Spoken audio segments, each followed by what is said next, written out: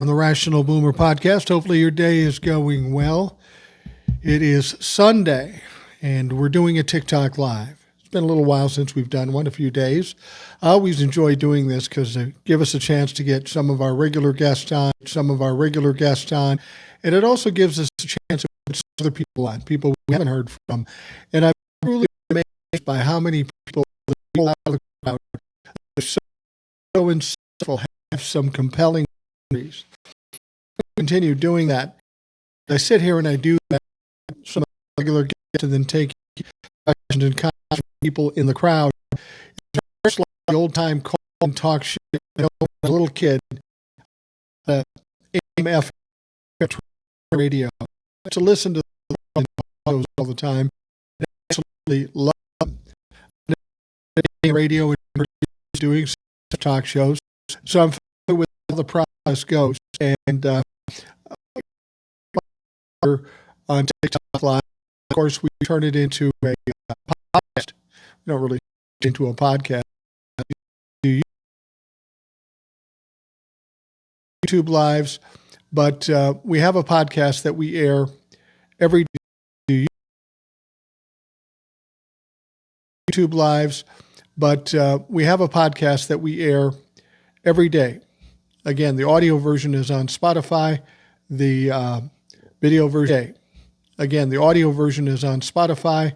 The video version is on YouTube, and there's one every day. So if you the Rational Boomer podcast and check it out. We're going to see who's out here.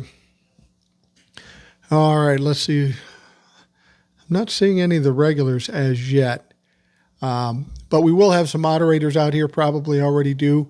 TJ and Rebecca, maybe great out there, and we're going to talk about a lot of things. There's some shit going down, even though it's a Saturday night. A lot of things. You heard that Pete Hegseth fired the chairman of the Joint Staff. That's a serious position. Got the military just below Pete Hegseth. Now, Pete Hegseth lied in shit. Professionalism. Well, Pete Hegseth fired the chairman of the Joint Chiefs of Staff. Happened to be black. Big surprise why he happened to be black, and put in with a less qualified person. Like a DEI hire, something like that. Doesn't it? It's anyway. That, and people are really concerned by that. Maybe great out there, and we're going to talk about a lot of things. There's some shit going down, even though it's a Saturday night. A lot of things. You heard that Pete Hegseth fired the chairman of the Joint Staff. That's a serious position. Got the military just below Pete Hegseth. Now, Pete Hegseth lied in shit. Professionalism. Well, Pete Hegseth fired the chairman of the Joint Chiefs of Staff. Happened to be black. Big surprise why he happened to be black, and put in with a less qualified person.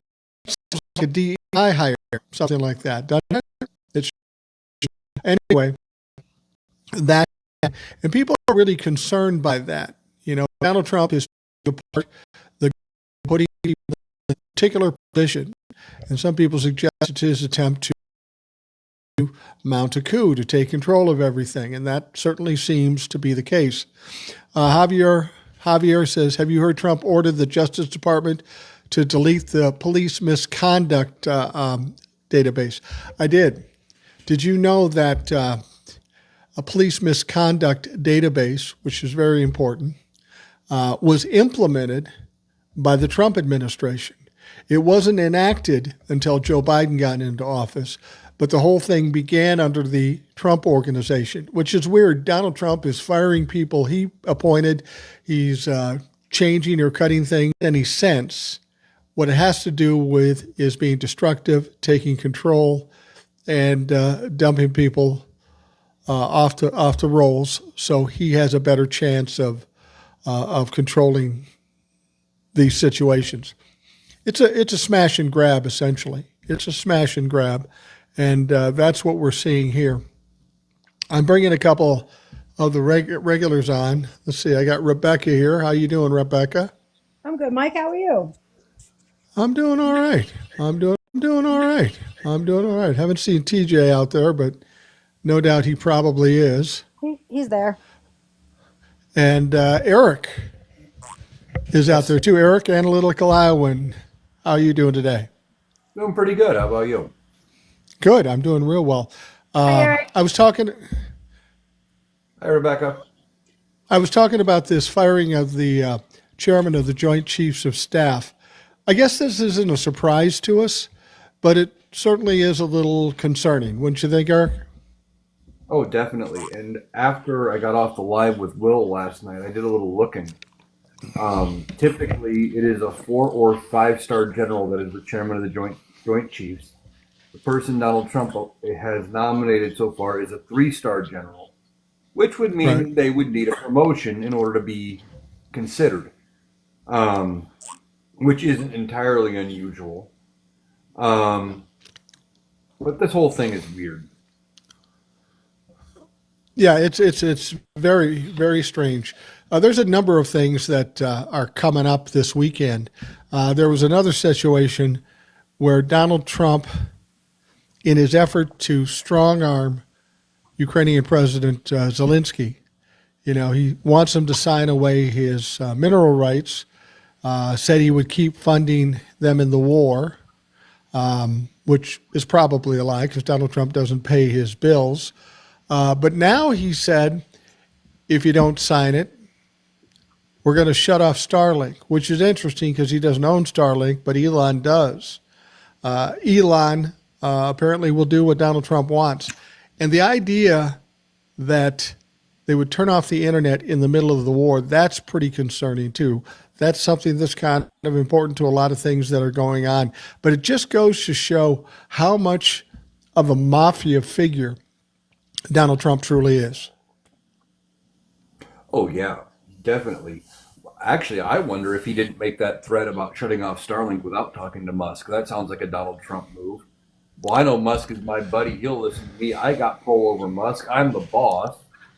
He'll do what I tell him. You might be onto something there because he's done that before. He's opened his mouth. He was cashing checks with his mouth that his ass couldn't cover, and that could be because somebody else asked.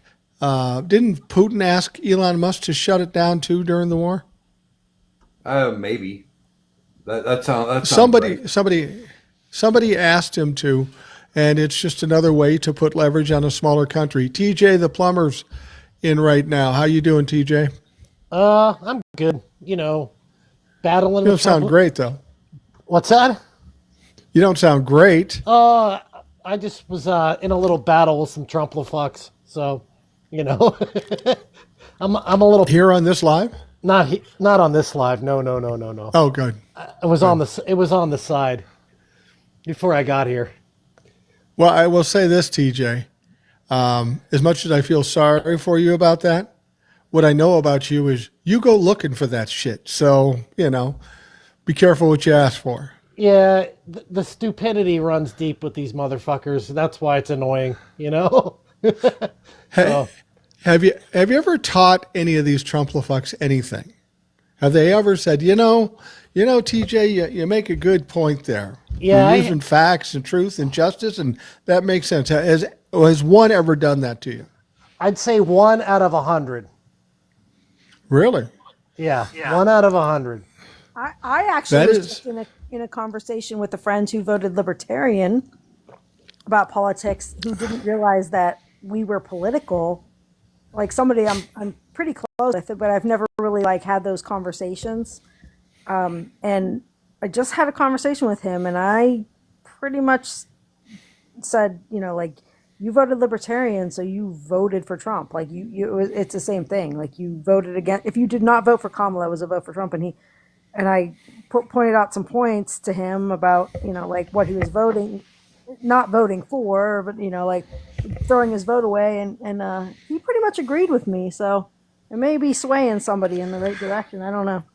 Yeah, I'm not going to say that it never happens because occasionally I corner them with facts that they can't refute, so they're stuck and they have to go, look it up themselves, and then when they do, they realize that they were wrong. So, Well, be careful of that, though. People will just tell you what you want to hear just to get out of it, and then they'll go back and start posting Trump 2028. well, yeah, I realize that, but when you hit them with those things, it makes them think a little bit. So only a small number of them. So most of them cannot think. Let's be clear about that. Most of them cannot think for themselves at all. But there's a few that they're Trumpers, but they're not totally an idiot, I guess. And you can That's an oxymoron. yeah, I know it seems that way, but they have like instead of having 2 brain cells, they have 4. So you can show them something and I suppose. and it might a little bit of a light might go off when you show them something that's reality, like when you show them something from a solid governmental website like DOL or one of those things, and you show Okay. them that they're wrong, and a little light goes off, and they'll say, I didn't know that. And I'm like, yeah, now you know, motherfucker. Now you know. Congratulations. Does it change your mind? In this case, this guy is just one of those people that's kind of oblivious. He's underinformed and just oblivious. Like he lives his life. He doesn't watch the news. He doesn't, he's just oblivious. And until somebody actually has a conversation with him, he doesn't know what's going on. And honestly, there's a lot of people like that out there, which is just ridiculous at this day and age. But it's true that they exist. I will tell you this: at this stage of the game, ignorance is no defense. I don't care what your affiliation is. If you voted for Donald Trump, I'm not a fan of yours. I don't like you.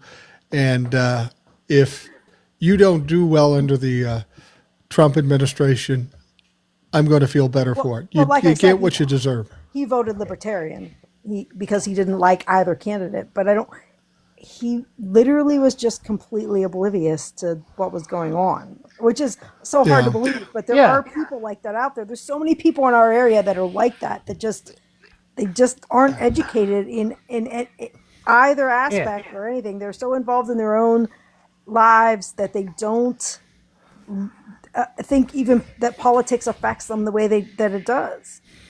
I mean, absolutely. I can get the right-leaning independents better than I can get the Trump-la-fucks for sure. You know what I mean? Yeah. So the Trump-la-fucks, when they're neck deep in the cult, there's no change in that. We all know that. We've seen that for almost 10 years.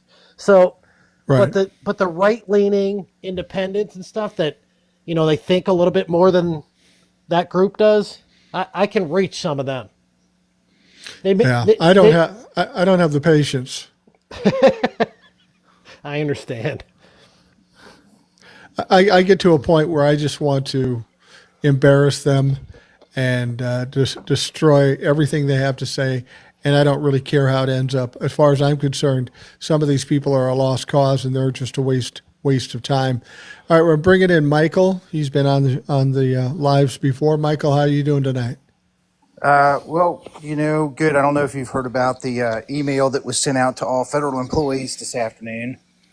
I did. Please tell us about it. So basically, the email is from the Office of Personnel Management.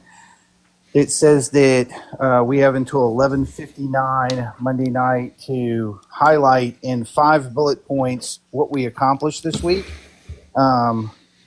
Without attaching any type of classified, emails or attachments to it. That's basically all it says. Now, Musk's tweet says that you have, if you don't respond to this, it'll be the same thing as resignation. Yeah. So, D's nuts. That's what I got to say to him. I'm a federal employee. I'm a veteran. I've served this country. We're not going to be intimidated. So what I do No. is important. Go ahead. Well, I was just going to say there's some other stories that came out about this after the fact, just before I came on here. First of all, Kash Patel told everybody in the FBI that you can disregard that letter. He said, you can disregard it. And then I think your union, it started with an N or something. The union said the OPM doesn't have anything to do oversight over you, so it's best not to answer it. People who are over you is a different group, so you really have no responsibility to answer to it. So I don't know how this all shakes out in the end. I'm sure Elon Musk and the OPM think they have control over everything. But what we found is they fuck up all the time. They fire people they shouldn't fire.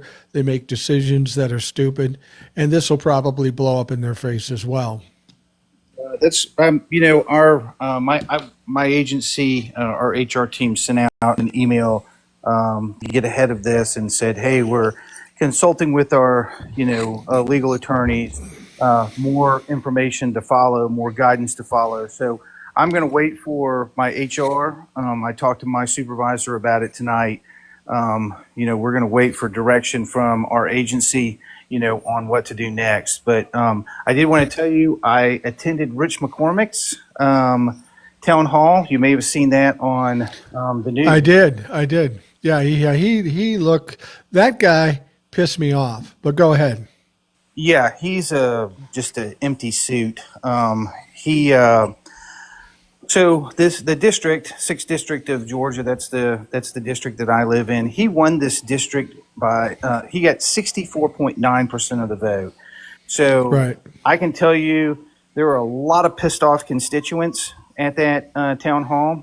Not only were there a lot of pissed off constituents that are at that town hall, his answers were underwhelming, first of all, but condescending also. He reminded the audience two things that were just were completely cringeworthy. One was that he was a doctor and he knows a thing or two. And the second one was, I will give him credit, and this is the only bit of credit that I will give him. He stood up in front of his constituents for an hour and a half and took an ass beating for an hour and a half. So, but hey, you put your big boy pants on and you come talk to your constituents. But he did remind the constituents that he didn't have to do this, nor did his staff have to be there. And that pissed everybody off as a public servant. So that would do it. I watched that video, and here's what I saw. I saw a guy in a very expensive suit, looking very arrogant, looking very smug, kind of smirking. He was trying to laugh off the questions. And as you said, he got an ass pounding in the process. But you could see in that situation, his perspective was looking down on everyone there. I'm the king. I'm the elite. You can complain all you want, but I'm a doctor. I know fucking better. I hope this guy gets fucking hammered in the polls, hammered in the election, and maybe has enough sense just to resign, because he is a complete piece of shit based on what I saw. Yeah. So let me just tell you what a piece of shit that he actually is. So this district was gerrymandered. So the Republicans were kind of smart with this. So what they did was they forced Lucy McBeth and Carolyn Bordeaux, who were both Democratic congressmen from here. They forced them in an election in Georgia's 7th congressional district. So you had two Democrats that were very good Democrats ran against one another.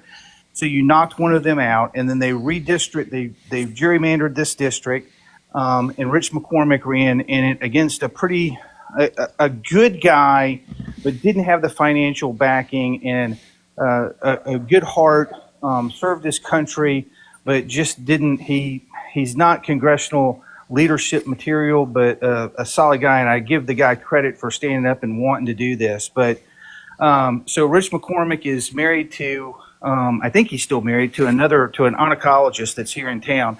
He ran on family values. And so we ran on family values and he won. He went to D.C. Both him and his wife filed restraining orders against one another, and now Rich McCormick's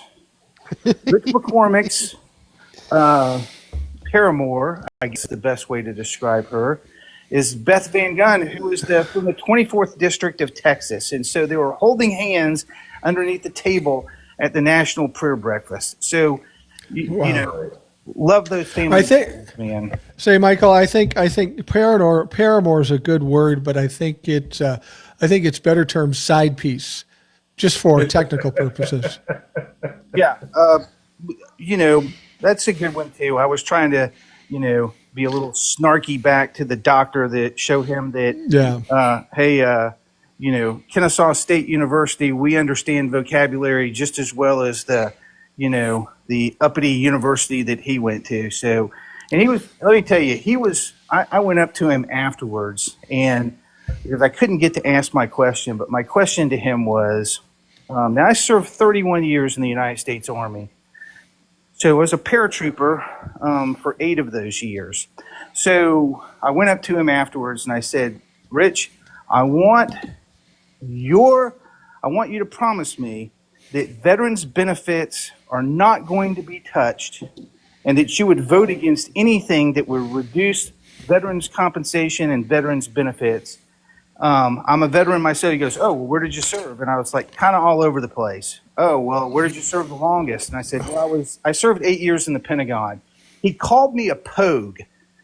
A pogue, Really? somebody who doesn't go outside the wire. Like, I have multiple combat tours. So he goes, well, you know, I was in the 101st and the 82nd. And I'm like, great. But I mean, he was even talking down to another veteran. I mean, you know, we're really going to, like, that was the most condescending thing. Instead of saying thank you for your service, I mean, I don't care where you served or what you did. I will always tell veterans thank you for their service. That's all he had to say. Not have a dick measuring contest with a 31-year service veteran. It pissed me off. Well, you know, that's a good point what you're saying here. You know, I was watching these town hall meetings and how angry people are getting. I'm wondering how bad it's got to get before we got to be concerned for the safety of these representatives or senators that come to town. Like I was saying about this guy particularly, he's the kind of guy that just pisses you off more than when you got there, because he's so snarky, he's so smug, he's such a slimy piece of shit. And when you got people having their benefits taken away, their livelihoods taken away, it only takes one person to be mad enough to do something crazy. And that would be my biggest fear in these town hall meetings going forward. Yeah, exactly. I mean, that's not the type of country that we want. And, you know, it's, I was on another platform, and my cousin who has a GED that is a good guy, but has a worldview from the end of his nose to his mailbox out on the street, said, all of you Democrats are just mad that you want to go and scream at your, you know, your representative. And I was like, well, we're upset enough to, like, you know, confront our representative, but we're certainly not mad enough to storm the Capitol like your people did. So, yeah. You know what they're mad about, Michael? You know what they're mad about is they think they've pigeonholed Democrats. They think they've identified who Democrats are. And Democrats up to recently were the people who just bowed their head, took the high road, didn't fight back, didn't push back. And now that Democrats are doing it, they don't like it because it goes against, you know, how you would handle a bully. You push back. They don't like that feeling. Now they're going to claim that they're victims and they're going to try to shame us. But don't let them do that. This is what bullies do. When they start backing up, push them back farther. There is no time. At this point, when we get the upper hand, we got to finish the fucking job. We've got to make sure they're out of control, out of power, and no mercy at all in this process. Yeah, one of the he did an interview, and I don't know if you saw the interview on CNN where he was asked about free school lunches for underprivileged kids. If it you know causes me to pay a little extra in my taxes so that underprivileged kids can have, breakfast in the morning at the school that they go to, because a lot of these underprivileged kids, when school's not in session, they don't get that meal. So I'm perfectly okay with that. Call me a bleeding heart liberal or whatever you want to call me. But on a CNN interview, he said, well, I think that, kids should have to go to work. Now, he walked back some of those comments, and I wanted to really ask him in there, what kind of jobs are available for third graders? And can we get some congressional funding for a LinkedIn page for third and fourth graders so that they can find a job? But he said that high school students should have to work. I've had, my kids are in college, but I can tell you there are so many opportunities that are once in a lifetime for kids that are in high school that they won't be able to ever take advantage of again in the only period of time in high school, and they can work for the rest of their fucking life after they get out of high school. But I want high school kids to be a part of the Spanish club, and I want them to be a part of after school, activities like football and lacrosse, and to be in clubs, because that's the only time in their lives that they'll be able to be a part of those things. The rest of their lives, they're going to have to work. So, we should offer those opportunities for kids because and we should encourage it because it makes a more well-rounded student and a more well-rounded citizen of this country. Right. Let me tell you where I see the contradiction here. You want to tell me how I should raise my kid. You want to tell me that I should make him work. When my kids were playing sports, they didn't work. I told them definitely don't work. You're not going to go to school, play sports, and work because your schooling's going to be affected. But these Republicans, the Family Matters group, they don't want to be told what to do. Well, I'll tell you this, Trump-la-fucks, I don't want you to tell me how to raise my kids. You can suck it. Hey, I want to respond to something that Michael said. Michael, basic human rights is not asking for basic human rights is not being a bleeding heart liberal. It's being human. And decent. It's being a decent human being. And there's a lot of states like Minnesota, for example. Minnesota gives free student lunches to every single student. So that's not too much to ask for, that to feed students that are disadvantaged, or all the students for that matter. To be perfectly honest, my wife was a teacher. We're very liberal up here, and they feed the kids. We have some of the best educated kids in the country. Right. Yet you go down to Alabama where they're red and they don't do shit for the kids, and they're the worst educated kids in the country. Exactly, because they're starving to death. Yes, kids can't learn if they're starving. That's not a thing. They can't. It's not their fault. On anything. No, it's not their fault, and they can't focus on anything if their stomach has been empty for 2 days. States that can afford to give free lunches to all kids makes all kids equal, because there's a stigma attached to those kids that get free lunches. There is, and everybody knows Absolutely. it. And not everybody, not every kid in the school bullies those kids for that, but a lot do, and it's horrifying that they do. But if you live in a state where your state can afford to give free lunches to all those kids, they're giving a leg up to everybody in that school. And they're giving an opportunity for kids to do well without being bullied for that, for being economically challenged. Well, any state could allocate money for that. It's whether or not they'll do it. Alabama could allocate money. They could allocate money to student lunches from the funds they get from the federal government, from states like Minnesota, Illinois, California, New York. They could allocate. Yeah, they certainly get way more funding. Yeah. They could allocate money to do that. They don't want to do it. They don't. Well, then, you've got states like Tennessee that have a stockpile in a bank account with a shitload of money, and they refuse to spend it for what it's intended for. Meanwhile, children starve at school. They do. Absolutely. My parents, the income my parents made could easily have qualified us for reduced lunches or free lunches, but they never would. They were kind of too proud to do that, and they always gave us it was $1.25.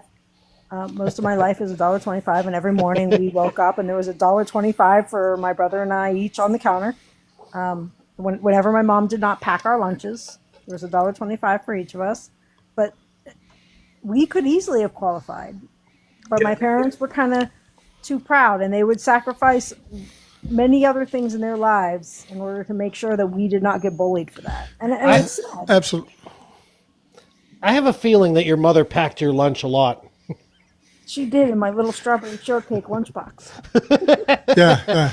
Michael, thank you very much. I appreciate you coming on. It's always a pleasure to have you on. Feel free to come back anytime. Yeah, hey, thanks so much for doing what you do. And, you know, we just have to be involved citizens, right? We have to be involved citizens. Right. We call our congressmen and show up to these town halls and demand that our elected officials are being held accountable. And if they're afraid of Donald Trump, they need to be more afraid of us and our voices than they are of Donald Trump. But, you know, I'll tell you this one last thing. My son's girlfriend is a second grade school teacher here in Atlanta at a school where English is a second language. And so a lot of really, you know, a lot of kids that are underprivileged kids there. And she will tell you that, you know, kids that eat breakfast in the morning, they just learn better. They absorb more, you know, information. And that's exactly what we want.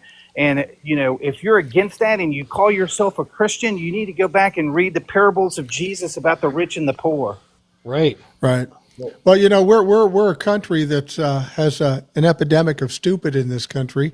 It sounds like a good investment of making kids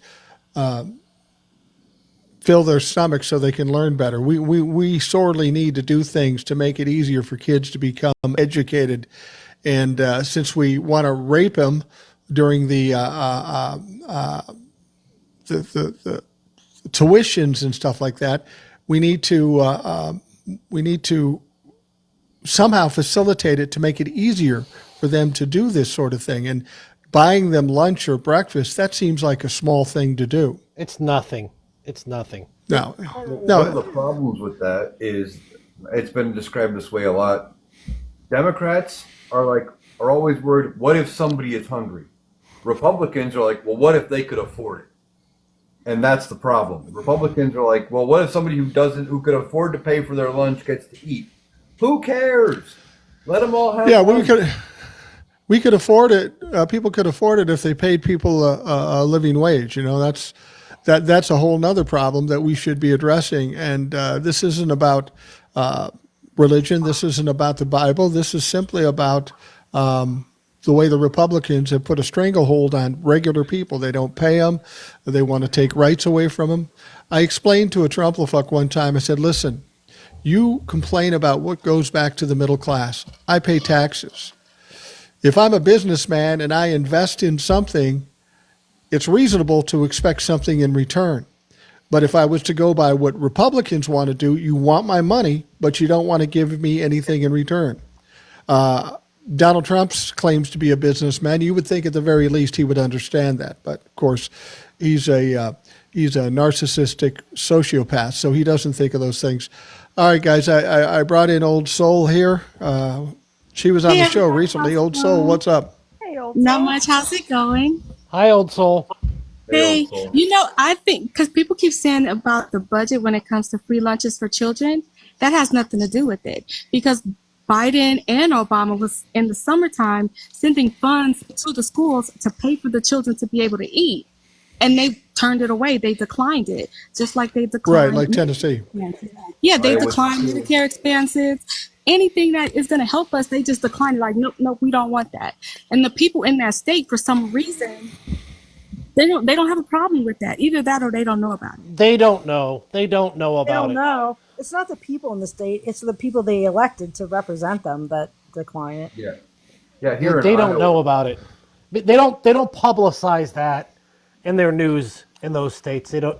That got shoved way down the rabbit hole. Yeah, Chuck Yeah. Holder and Chocolate Chips Grassley there. He Yeah. he doesn't. He's not going to approve that money. He doesn't care. Well, no, here in Iowa, they had there was extra money available to give to families over the summer that were on food stamps to offset them not having lunch at school. Yeah. Our governor said we're not taking that money. Instead, they offered gift boxes. Basically, you had to go to the designated location, get the box of food, only get what they offer. Jesus Christ. And they've still been talking about limiting what can be purchased on food stamps, on benefit assistance. Yeah. They want to punish No children fresh for being sliced lunch meat. No, certain cheeses are out. Certain types of breads are out. Like, it is ridiculous. They're saying, the family values, the party of no big government is wanting to put the government into people's kitchens, basically. Right. They want Did you smaller guys- government and leave us alone, and they don't do it. Do you remember those Trump harvest boxes that they had when they tried it out and it was just all processed food? I did. Yeah, well, you told us about it on the show. Fuck. Yeah, it was pretty horrible. I think like they're punishing children for being poor because they're not telling their children, hey, you got to go work in the summer. And it's intentional. They want children to work and not get a good education. And so anything that could bring any kind of wealth, make your life comfortable, they want all of their children to have that. And the only way that their children can like lock that in is to take all the other kids out of the competition. Yeah. Old Soul, you sent me a link, and I read this story too, and maybe you can expand on it.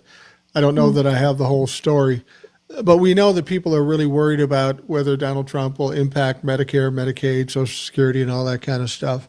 And there's been no money taken out as yet that we know of. I will tell you this: I got my Social Security check, and so did my wife. So we're good so far this month. But there was something done, and Old Soul, maybe you can expand on it. I'd heard that while they took no money out of Medicare or Medicaid, they did somehow stop the telehealth, meaning those people, instead of going in for an appointment where they could just go online and have the appointment, and for some reason they cut that off. Is that right, Old Soul? Yeah, it was implemented by Biden that Medicare would cover it. And so now it was expiring. And, the patients were loving it. In rural areas, you don't have to see your doctor in person every day. You could do your telehealth visit and let them know what your blood pressure has been, where your sugar levels are. If they need to adjust your prescriptions or whatever, they can do that. And they didn't have to pay for it. And Trump was like, yeah, we're not doing that anymore. So they have until April 1st, and that's it. They're cut off. If they can't get to their doctor's office in person, they just don't get to go to the doctor, period. Well, what the fuck happens when you live in Wyoming? You just don't, you live 3 hours from the closest doctor and you don't get to go? I mean, Well, and here's the interesting thing about that. Here's the interesting thing about that. You say, what happens when you live in a rural part of Wyoming? First and foremost, you're probably a Trumplafuck. So he's going to impact those rural people more than he impacts anybody else. We'll see how they respond to that. Right. Not only that, but you have to think about it, especially in places like Texas, those rural areas, they don't have any hospitals there. So just think about how you're going to get from a rural area to a city where you're old, you can't drive for whatever reason, and you damn sure don't, on a fixed income, you can't take an Uber or a Lyft that far. You know what I mean? It's just, they're putting them in a position to where they can't get the care that they need.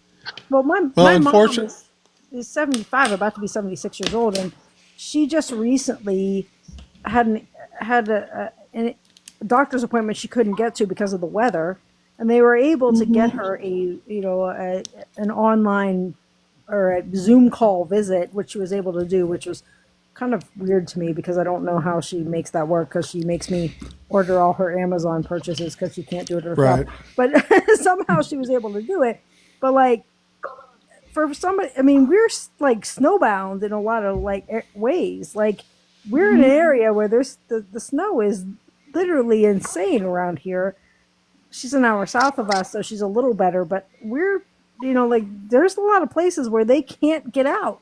So how do you go to a doctor's appointment when you're at her age, that you have to go to a doctor's appointment if you can't get out of your house? Well, I guess Donald Trump thinks it's better for a 75-year-old woman to slip on the ice and break a hip. Yeah, then, exactly. I'm guessing part of it has to do with, it's similar to what he thinks about remote work. He doesn't understand it. He doesn't know how telehealth works. He thinks you just call this number and the doctor will agree with whatever you say, and nothing, that they're not actual doctor's appointments or something stupid like that. He doesn't know, but you can't tell him anything, and he thinks he knows everything when you explain it to him in 3 seconds. Yeah. Well, here's the thing. Here's the thing I don't understand about this is this telehealth thing. It's all online. How much could that fucking cost? I mean, I'll put it to you this way. I know that Donald Trump spent $10 million in the first month on golf. Mm-hmm. How much does telehealth cost? And if we can't pay for telehealth, how come we can pay for golf 10 days out of 30? Yeah, and part of the reason that Biden was doing it is because, older people sometimes if they can get sick, and so if there's no reason to go in physically, you could do it virtually. That's fine, especially if they have the cold or they have the flu or something. You don't want them going in a cold and catching pneumonia. So it's like you can still have your virtual visit, and the way it was is you go to see your doctor once a year, and then your follow-up appointments you do those virtually. And Rebecca, I know how your mom did it. It's called Tiger Text. So they'll send her a text message maybe like 5 minutes ahead of her appointment. She just opens up her phone, click on the link, and then it just takes her right there. That's what she did. Yeah. But isn't it realistic to say that most of the healthcare in this country is privatized, right? Yeah. So the healthcare systems, doctors' offices, hospitals, etc., they operate independently from the government, so they're not taking money from the government to do that. So what does it cost them to do telehealth? It costs them the price of a fucking Zoom subscription. That's what it costs them. Yeah. It costs me $17 a month. It costs me $17 a month. Yeah. That's what it costs. I have the free Zoom subscription, so it doesn't cost me anything. And to expound on the whole people getting to their appointments, Rebecca's mother had an appointment that she couldn't, where she lives is rural, so she couldn't get the appointment anywhere near where she lived, and she can't drive very well. I mean, she can drive, but she shouldn't drive long distances, is what I'm saying. She drives local. We drive. It's just local. So she had to have a minor surgery, a skin surgery. So we had to drive her from her home to Ohio to get that surgery. And Donald Trump thinks that people are able to do that all over the place. We were fortunate that we were able to do that, right? But not everybody has that luxury to be able to do that. Yeah. And of course, Donald Trump is raising the price of gas, so that just makes it all that much worse. There was a cartoon in the 90s that my kids used to watch, and there was a phrase that they used in that cartoon, and it was, "Hold on to your diapies, babies. The sea temptation is here." Hey, C, how you doing? Oh, my God. Hello, everybody, to the panel. Hey, Mike, and hello to the chat. How's everybody doing tonight? Good. Nice to see you guys, TJ, and who else? Old Soul, Rebecca, Eric. Nice to see you guys again. It's nice to see What's on your mind, Sea Temptation? I did. No, I heard you guys talking about the telehealth situation. I wanted to share a story about my mom, because she passed away almost 2 years ago. But when she was alive, she used to stay at a memory care facility because she was diagnosed with dementia. And at the time, because I was her legal caregiver at the time, her legal guardian, it was a couple of situations where her doctor would have virtual visits, and I had to go to the facility and meet with her, and then we would do it on the phone and stuff. And, my mom at the time, she was 90, and she was in a wheelchair, and she wasn't able to walk. So hearing about the situation, they're going to discontinue the telehealth visits. I totally disagree with that, because you have seniors that can't walk, then you have disabled people that can't walk, and then just for Donald Trump just to cut that off. I mean, that's ridiculous. I totally disagree with that. It's not even that. See, there's weather conditions that make it so you can't. It's terrible here. It's terrible. I'm glad that you said that, because a lot of people don't realize that people with disabilities, even though they may not be of age, they still get Medicare as well. So I'm glad you brought that up.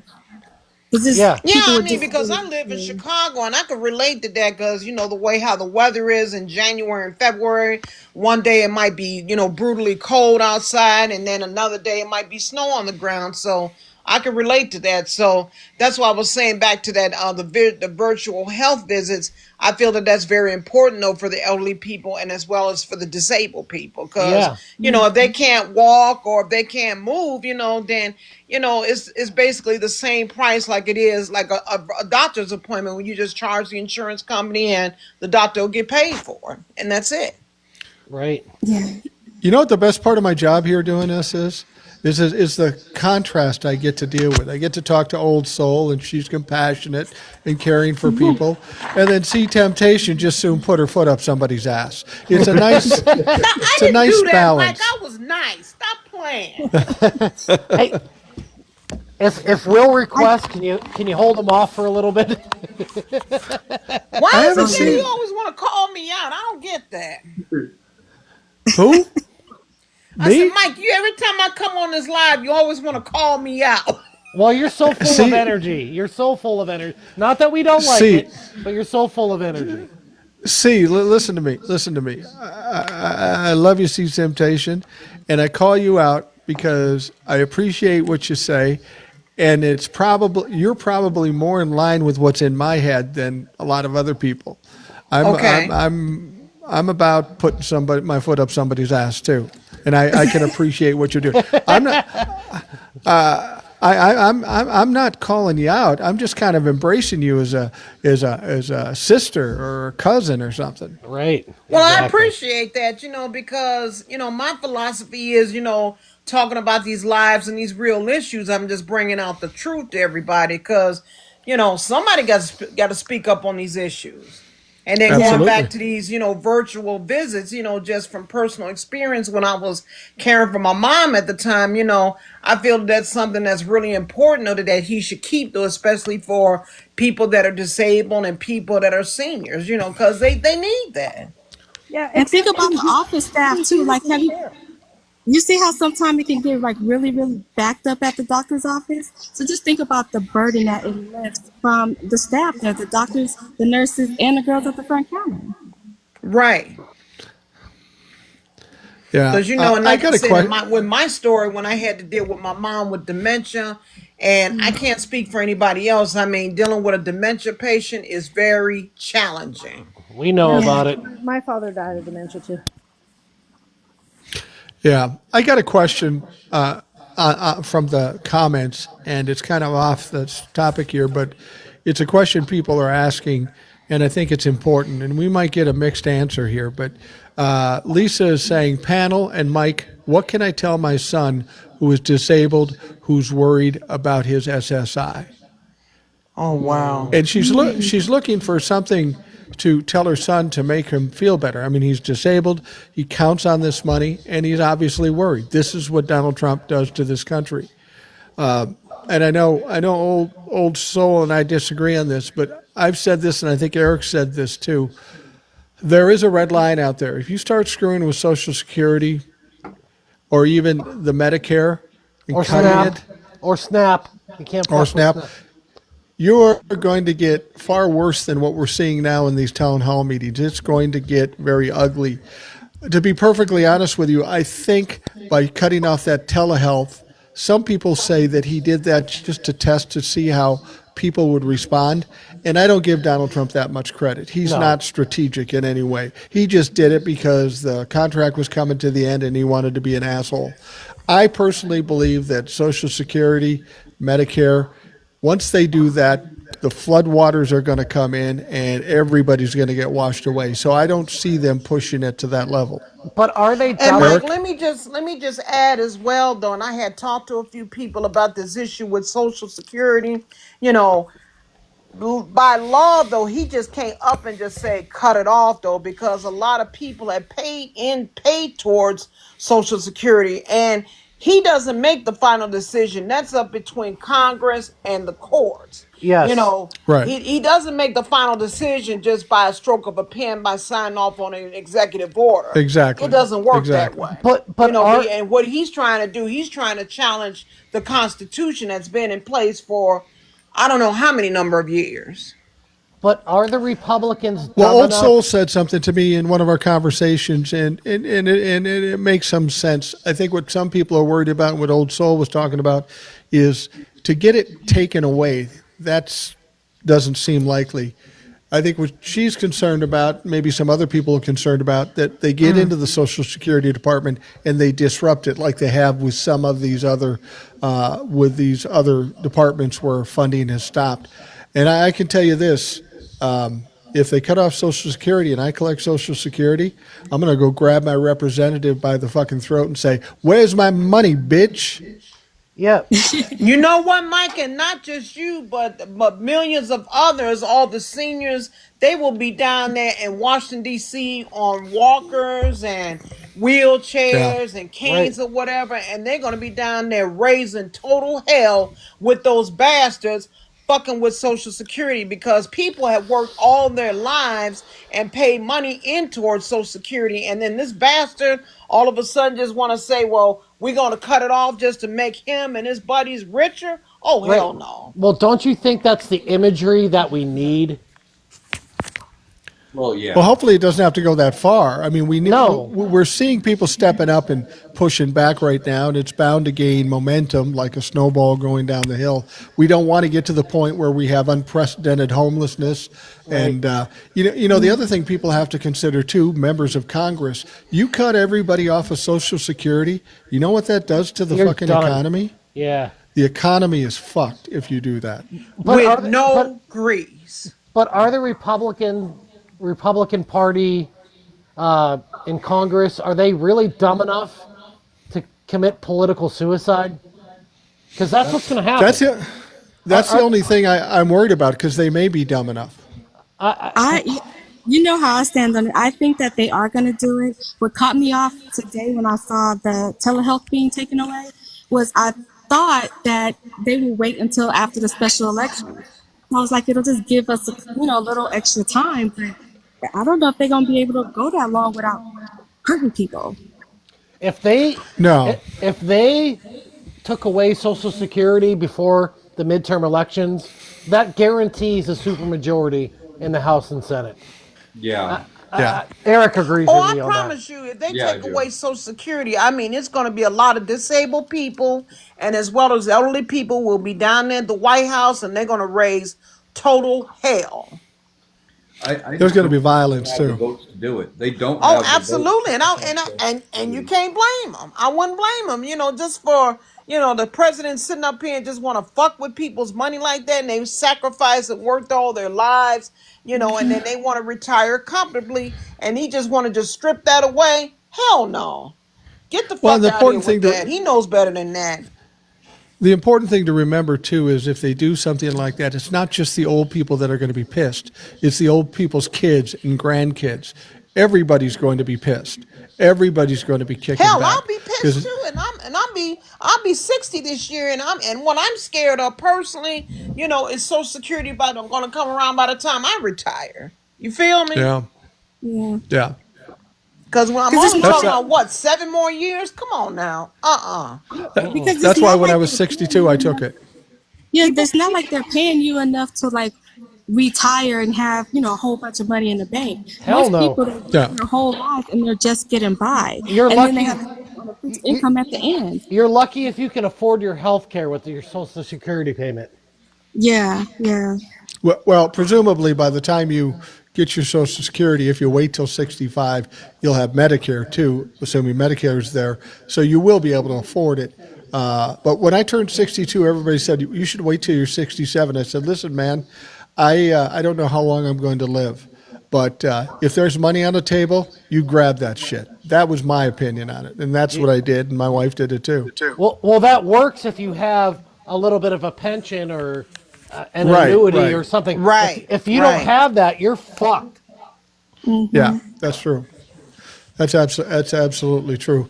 Well, See Temptation, thank you for coming on. I appreciate. I love hearing from you, and don't think I'm calling you out. I love you, and we love having you on. Thanks, C. And don't forget, I want to state this real fast though as well. Though I plan on starting my own podcast. I'm thinking maybe the Do it. beginning of March. Bringing up talking about these same topics. So I'm gonna come back and announce, the exact day when. So I'm gonna keep you all updated. I'll Do it, join. C. I'll Will. join your Move on. motherfucking podcast. Yeah, yeah. Yeah. Damn it, you better, TJ, you better. I'll join your motherfucking podcast. I'm Well, I tell you Because this, it's something CJ. important that we need to express, because our voices need to be heard about this, because this is scary. It Yeah. is a little scary. And CJ, Temptation, I will tell you this. I spent the day babysitting my granddaughter today with my wife. And I love my granddaughter more than anything. Just kind of compare how I talk to you. And my granddaughter and I have this kind of relationship where we kind of give each other shit. We were playing Uno today. And this little girl cheated just to give me a draw four or a skip, or she was messing with me the whole time. But we still hugged and kissed when we left, and we can't wait to see each other again. So don't worry about getting some shit. Well, I like to crack jokes and talk shit, but I'm gonna keep it real at the same time. I mean, because that's who I am. Because Absolutely, stuff like absolutely, this, it needs to be talked about. It needs to be addressed. absolutely, absolutely. Well, see, thank you very much. I appreciate it. All right, you guys have a great night and you take care. Have a You great too. weekend. All Mike, right. I think I know what made me think that they'll go through with the Social Security cuts is because those guys What's who up? never go to their districts, they were so surprised. So they are living in a bubble. They had no idea how people felt until they was talking to them. Like they were shocked. Yeah, I mean, yeah, you could see it in their face. They were absolutely shocked, and don't think that doesn't have some impact. There are representatives that haven't done a town hall yet and thinking to themselves, "Ooh, shit, I don't want to be a viral video on fucking TikTok, get my ass kicked." You're probably going to see fewer town halls, so they'll go to their house. I want to see that with All right. my state representative. And by the way, there was a very important question that was asked a little bit ago in the chat. Yeah. Is Eric wearing pants? Every single time, DJ. There's like 10 people asking. There's like 10 people who asked if Eric's wearing I pants. think The JD sword JD involved Farmer here. started that. Well, I think here's what happens with Eric, and I know this, because of the inside stuff. Eric never wears pants, but if he feels especially sophisticated, he will wear a cummerbund. So, A cummerbund and no pants. A cummerbund Yeah, and a absolutely. kilt. I was in marching Absolutely. band. I had to wear a cummerbund for years, so. all right. Well, while we're raising the limits with C Temptation, Yeah. I see Will standing out there. What's on your Hey, mind? guys, Keep how it you to an doing? hour. Keep it to an hour, okay? We all did 2 hours the other day, so We no, did. Oh, Yeah. God, it was It ridiculous. did. It was a good live.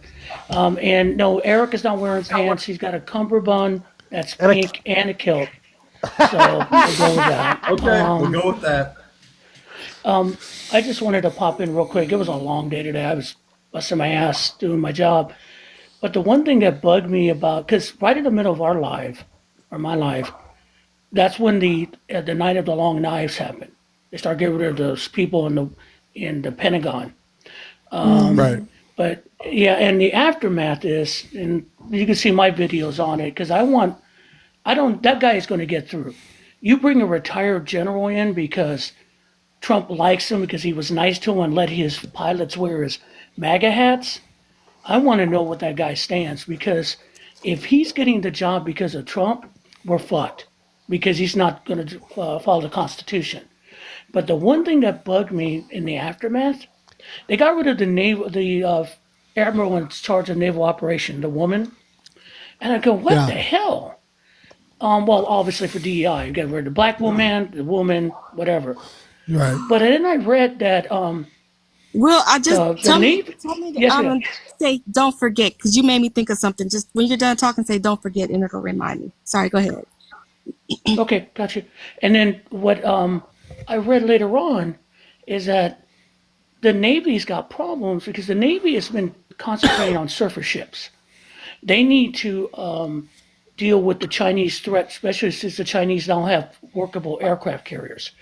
Always remember, Right. guys, an aircraft carrier is a projection of power, and the Chinese have one now. So they've been working on surface ships, especially small cruise ships with missiles. Those are very effective. We saw that during when Iran tried to dump on Israel. But Trump wants them to stop. Trump wants them to build, at the expense of $50 billion, attack subs.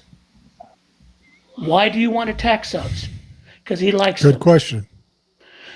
That's his answer. He likes them. He treats the military like, and I think also said it great in a comment to my video on it, like G.I. Joe toys. And it's disgusting. She put it right on the key. Go ahead, Mike.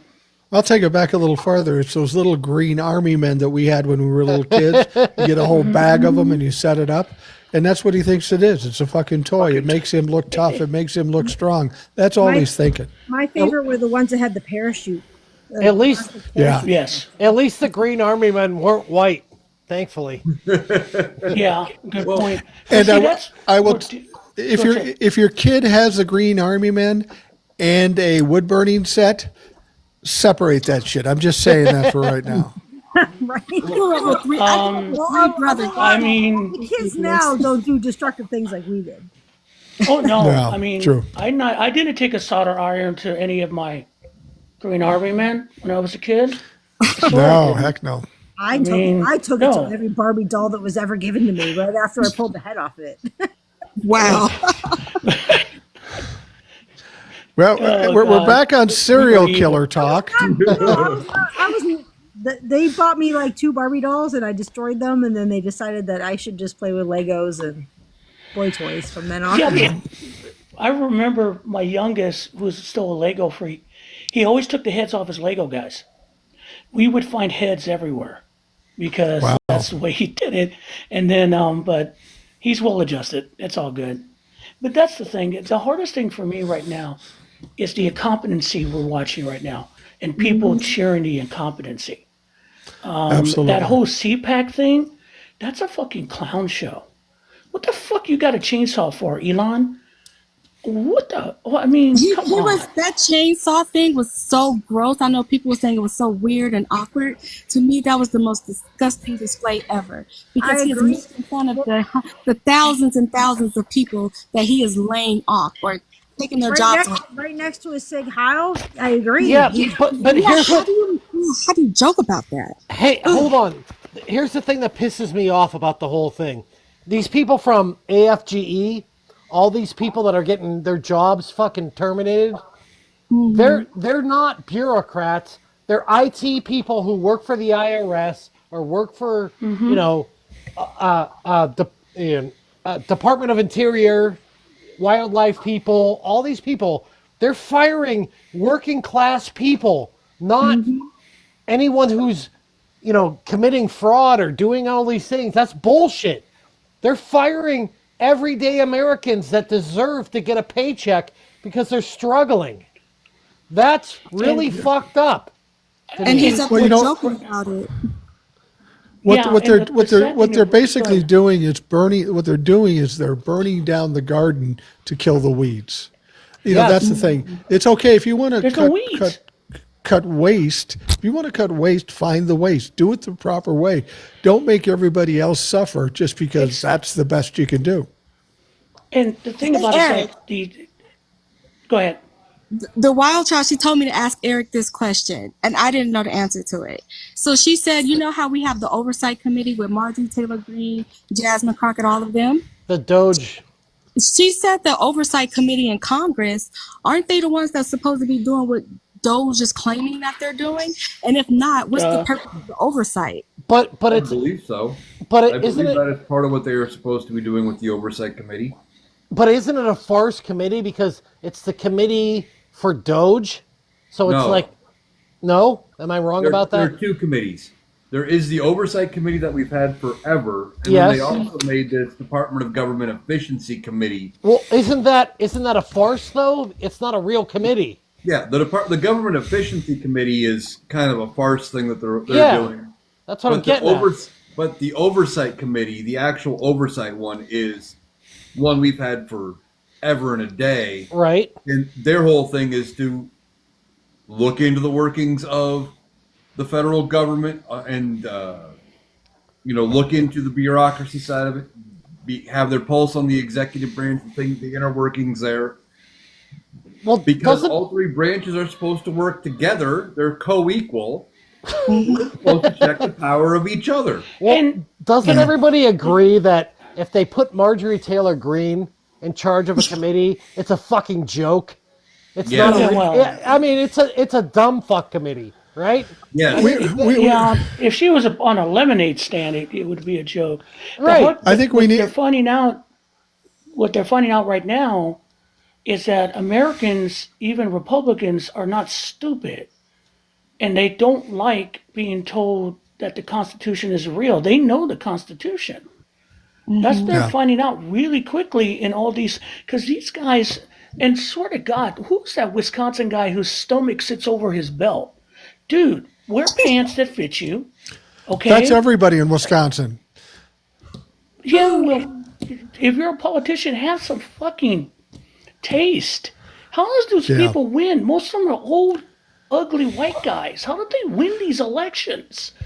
I think we need an oversight committee for Marjorie Taylor Greene's fashion and makeup. We need an oversight committee dealing with that shit because that's pretty fucked up. You don't like a bleach blonde, bad built butch body? Maybe in the 80s when I was drinking a lot, that might have gone, but not now. Oh, man. Mike, They ain't enough beer in the keg, guys. They ain't enough beer in the keg. Yeah. And don't let it wear off.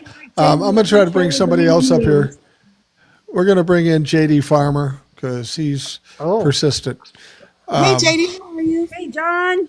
What's going on? He asked about Eric's pants too. I don't know if I started that, but I definitely asked about it. Well, it's a compelling question. You got people want to know. Hey, I mean, it's important stuff. The best is when Eric sits there all thoughtful and pensive, but his cheeks get all red because somebody asked about his pants.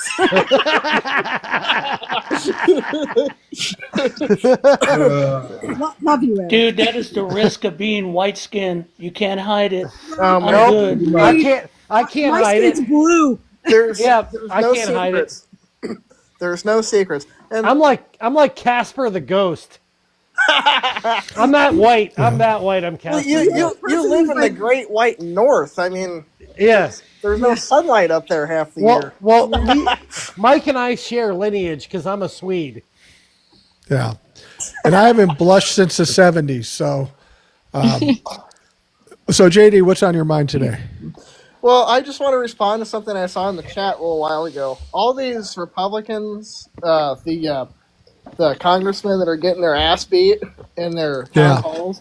First of all the other ones that haven't done their town hall meetings yet are probably canceling their town halls right now because they don't want to see that shit.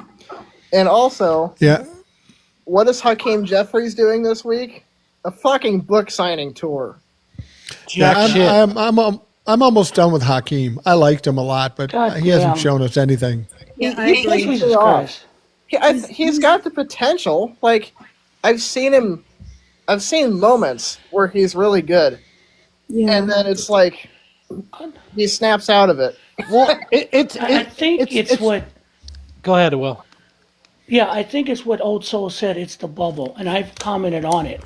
It's the bubble of Washington. Washington is a bubble. It's not even just the right wing. It's the press and the lobbyists and the money. So Hakeem Jeffries literally is in that mode, and he really hasn't seen what's going on to the rest of us. He'll talk about it, but he hasn't been on the ground. And now what's going on is that you're seeing people on the ground going, what are you going to do?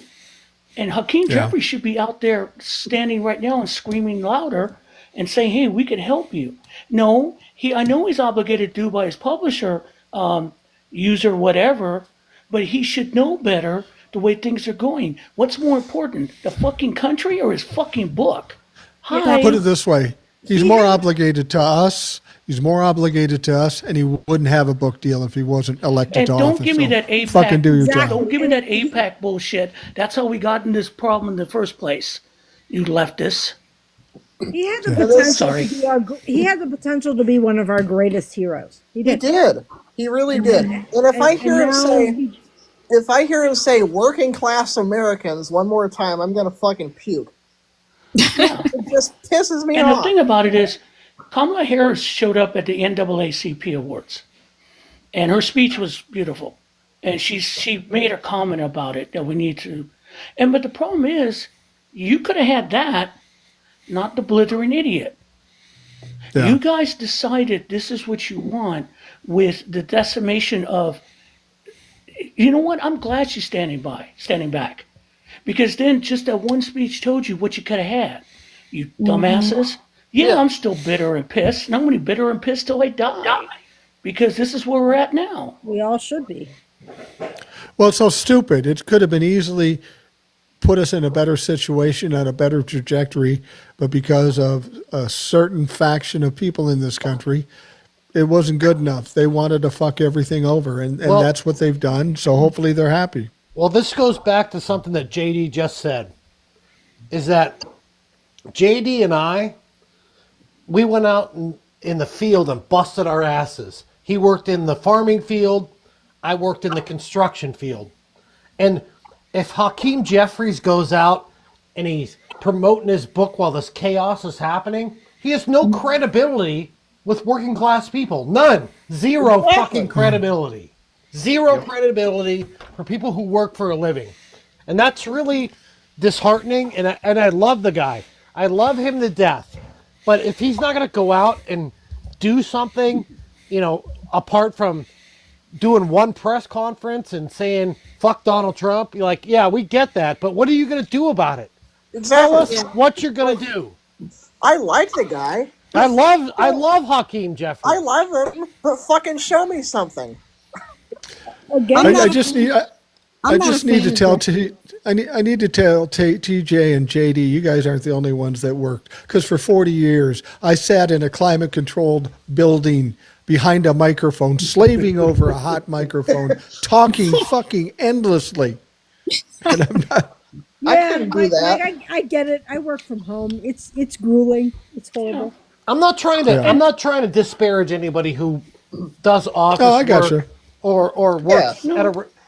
I'm not. But like, it's all necessary. These construction guys are assholes. I'm going to tell you right now. People who work construction they're dicks. I mean, they're just dicks. And JD will probably agree with me that farmers are dicks too. Oh yeah, big time. But you would agree, TJ, because they are dicks. I totally agree with you. So you would agree though, like union guys can be one of two people. They're totally idiots, but the leadership's usually smart. You notice that? 100% true. Yeah, and because the leadership knows better to get out of their frickin' job and end up in an office at a union building instead of working.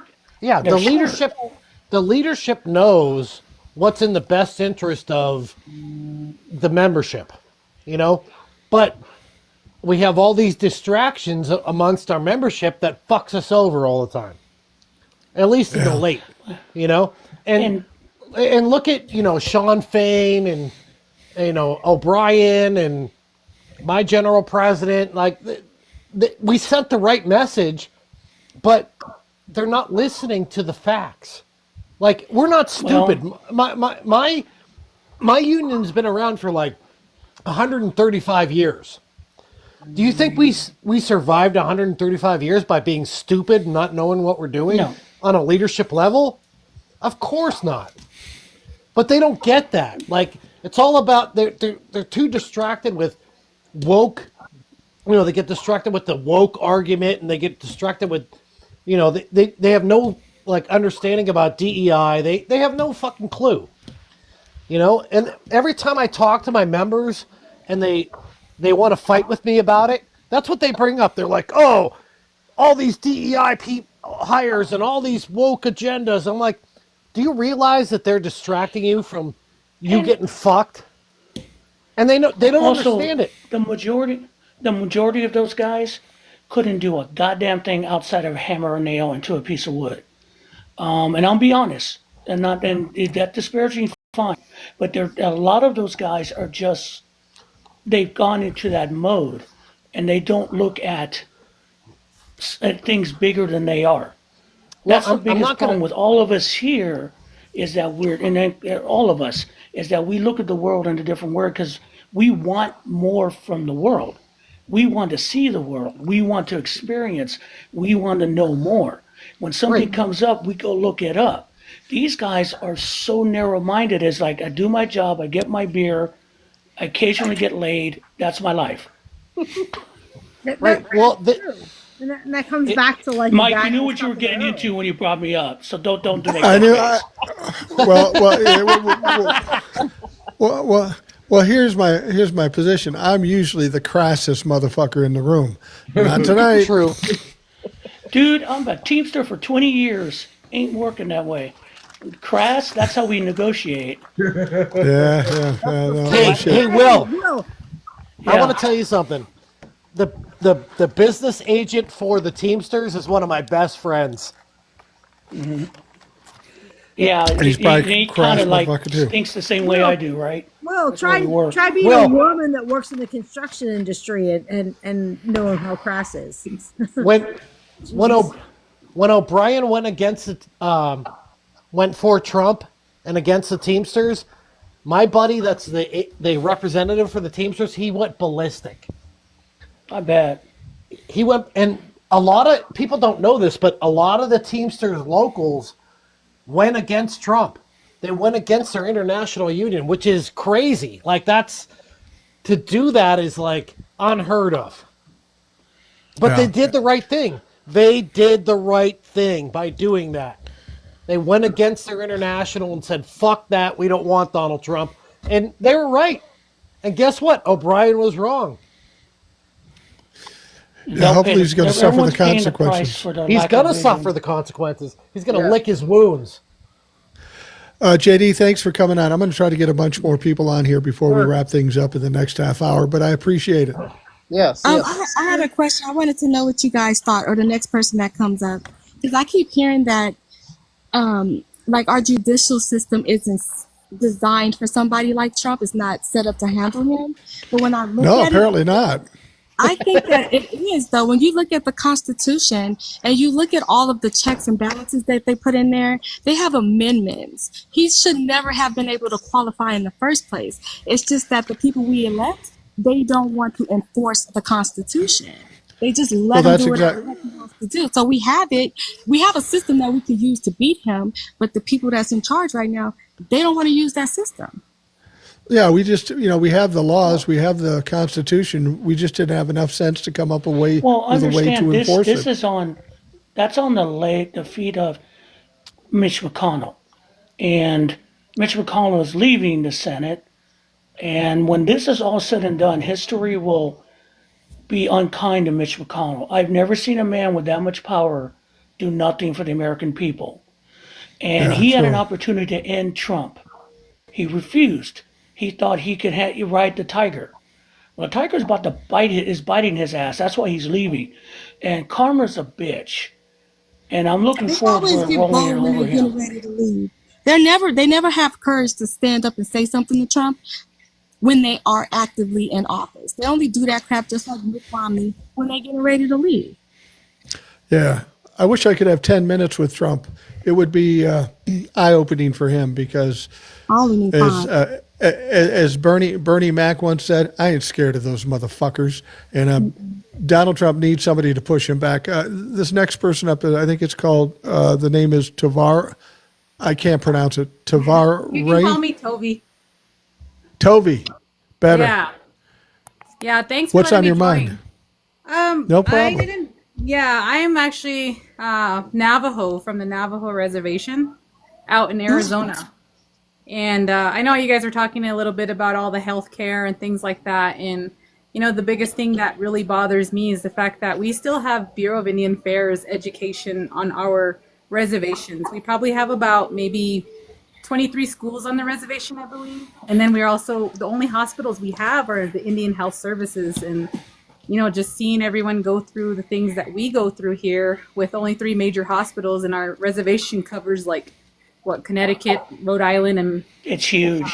Yeah, it's huge. But, we're kind of feeling the pinch now. And then with this email that just came in from Elon and his team is really making people freak out here now. And it's crazy. And I'm glad you kind of let me join, because I think I'm a little bit of a minority here when it comes to the Native American side on your channel, but that's something I just kind of wanted to bring up to you guys. And, it's crazy. Toby, I have a question. Where in Arizona do you live? What region? What area? I'm actually in the middle of the Navajo reservation in a little place called Chinling, Arizona. Chinle? I know Chinle well. Believe this or not, I've been there. Oh, nice. I've been we there. have a canyon here, which is also ran by the National Park Services. The reason I was in Chinle, and I bring this up because it was a very eye-opening moment for me. I was a young man. I was 19, 20 years old, and I was working at a radio station in Holbrook. You no doubt know where Holbrook is. It's not a big town, but you know about it. And I did sports play-by-play for the radio station, high school sports. And we had occasion to go to Tuba City and Chinle and such. And it was the weirdest situation, because here, this big dumb white guy, I go into Chinle to do these games, the play-by-play of these games, and I'm walking around, and I'm literally the only white guy. All of a sudden, I'm the minority. Now, I will say this. The Navajo people are probably the nicest people I ever met. They were wonderful people. They were nice. They were compassionate. They were just great people. And but I've been to Chinle. It was a shock to me, because I grew up in South Minneapolis. So Chinle and South Minneapolis, like 2 different fucking worlds. But it was an interesting experience, and it really set the tone in my head about racism, because I found myself in that situation where I'm the one guy, like the one black guy at my school or whatever. But it's a beautiful country up there, by the way. Yeah, and I do see some comments like, didn't 70% of the indigenous vote Republican? If you actually look at the Apache County, that section of Arizona was the only one that kind of was like blue, besides a couple areas in the Arizona side. So my section, our reservation is in Arizona side, is there's three areas that are in 3 different counties.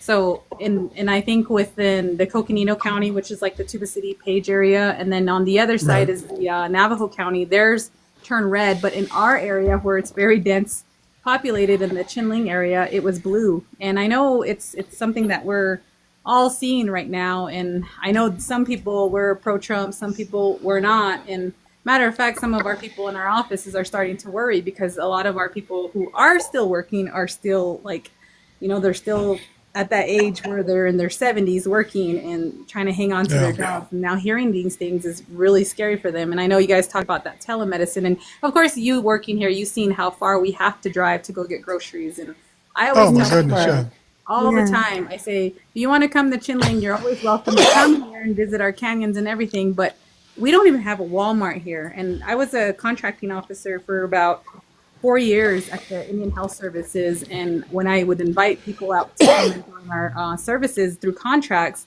one thing that I would always tell them is be prepared. If you're a hiker, if you love the country, this is the place for you. But if you're more of a city girl, get ready to drive 2.5 hours to any Walmart in any direction within Chinling area.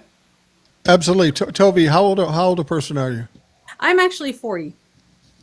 You're 40. So you probably wouldn't remember. When I worked at that radio station, it was in Holbrook, Arizona. I played rock music. I was in the afternoon. But we had an announcer in the midday. He was a Navajo announcer. He played the powwows and all the chants and the dances. Guy was an absolute legend in the whole state. I mean, people would drive down from Chinle just to meet him. You probably don't remember him because he was probably off the air by the time you become aware of whatever it was. But the greatest guy in the world, his name was Harry Billy. And I would pay tribute to this guy every time. He was a friend of mine, but he was just crazy. I mean, he was funny. He would say to me, he said, "Yeah, Mike, I don't mean this to be disrespectful, but one thing I did learn how to do is a Navajo accent, at least Terry Billy's accent." And he would say, hey, Mike, how you doing? And I said, "I'm doing good." He said, "Did I tell you last year I fell on the ice?" And I said, "No, Harry, you didn't tell me that." He goes, "Yeah, I cracked my head open, and the doctor opened it up and said, 'Hey, there ain't nothing in there.'" And then he just walk away. He's got jokes. He does. Yeah, we're really friendly like that, and we have a lot of jokes. Yeah, we have some of us have heavy accents, but I do also I kind of want to bring something to light. I started my small business a couple years ago, and this past year I finally got an opportunity to get a native contract with the federal government through the BIE. Oh, wow.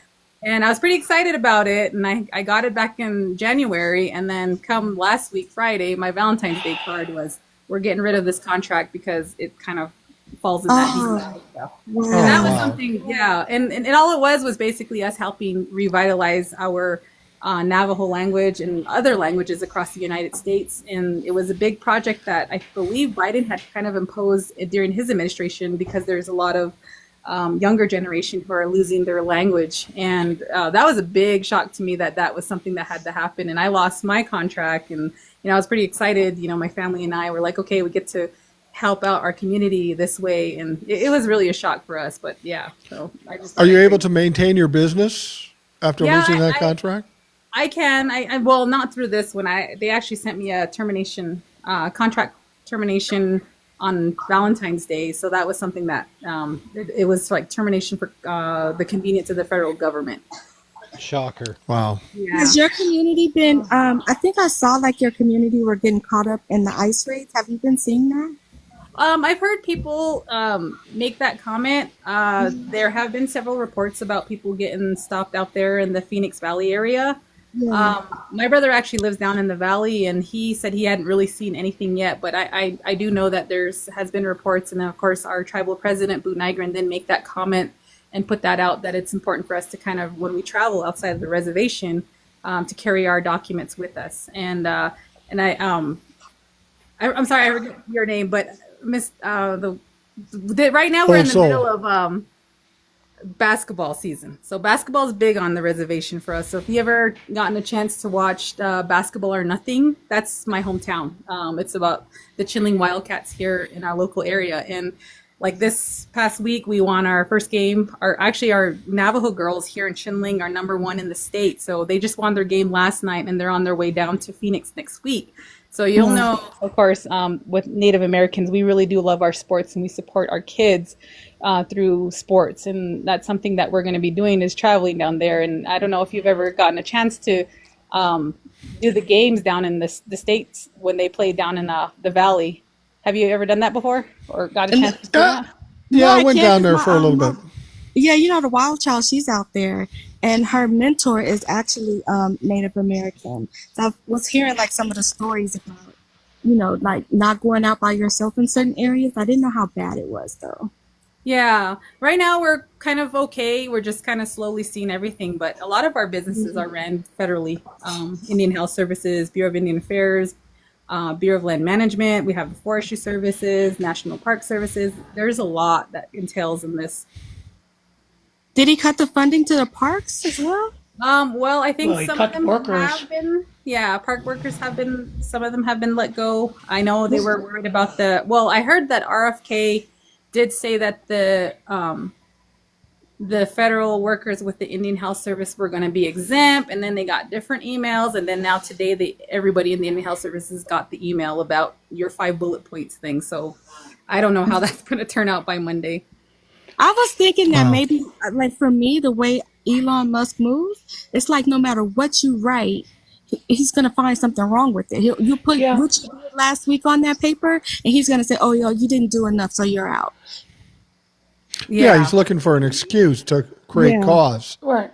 Yeah. And then, personally, no offense, go ahead. Toby, is that if I got that letter knowing that basically it wouldn't matter, it would be like that scene from that movie, F you, you're cool, F you, I'm done, bye.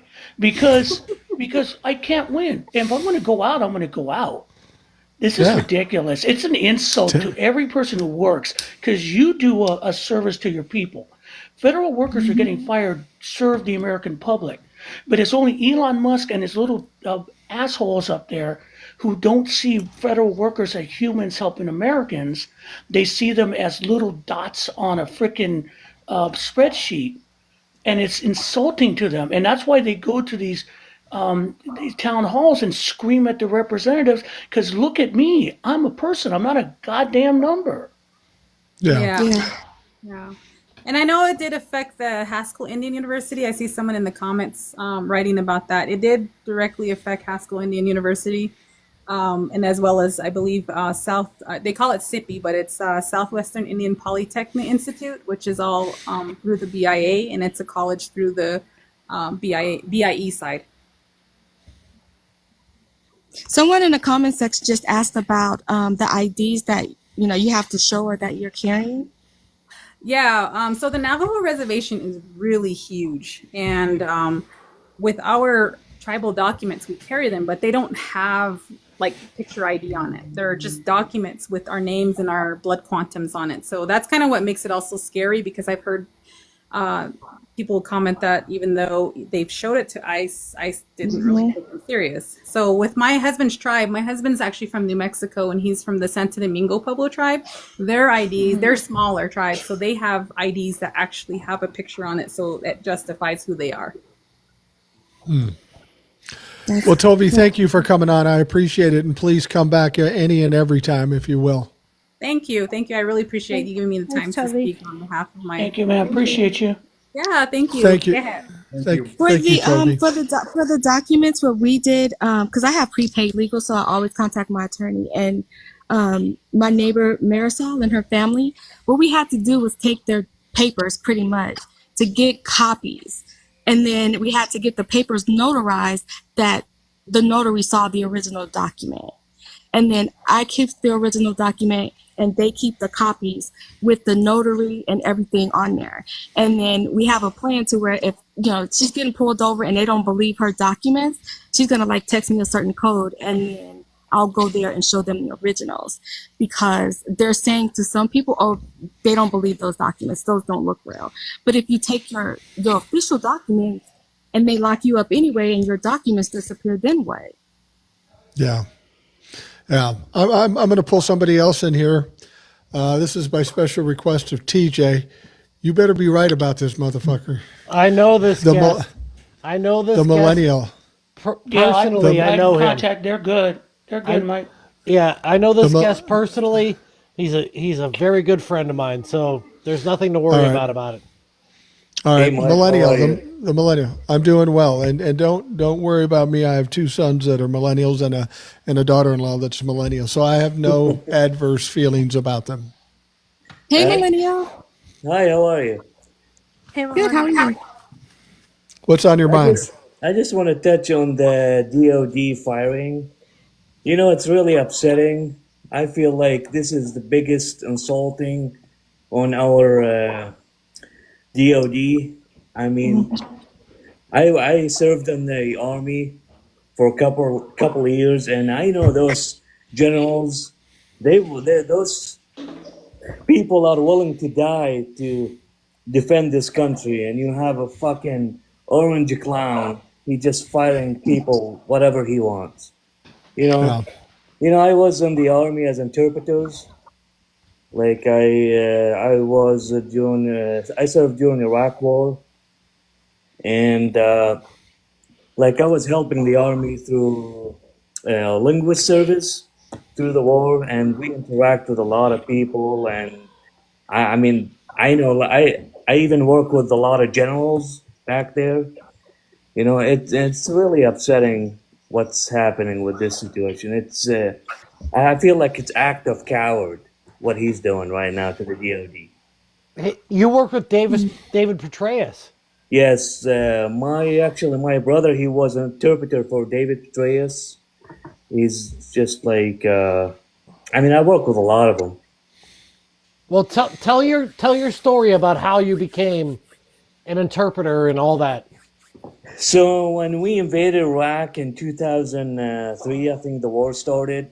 The U.S. Army having a problem during the war because they can't tell the difference between terrorist and civilian.